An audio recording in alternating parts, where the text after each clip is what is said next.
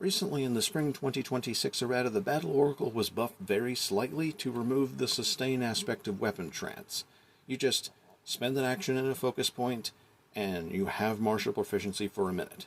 And this is actually a larger change to gameplay than some people that were chronically hating on the Battle Oracle would lead you to believe, because now it's just something that if you're suspecting a fight, you can pop it in the hallway, or you can ready it as someone's opening the door to, oh, if there's enemies in there, I cast it. Boom, you're done.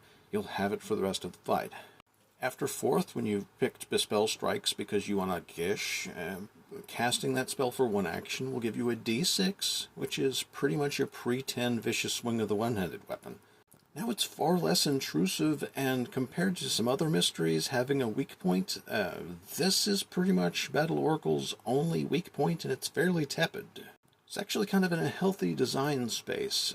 You have a very gentle curse penalty that in some fights will be completely irrelevant, aside from spending time to get it back down just in case there's a caster in the next room.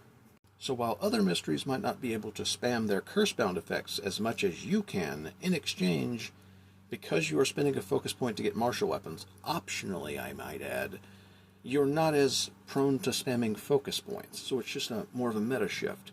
And not having to sustain weapon trance makes that trade a little bit more healthy. Now it's basically, you can optionally shrink your focus pool to get a general feat, and not have to take the general feat. That's not even a lot of trade, because again, focus points, optionally spent on that, and curse-bound things, which are more accessible to you. And then you have a really good bread and butter Gish combo available to you if you didn't have the chance to throw up weapon trance before the fight. Somebody hits you, Blood Vendetta.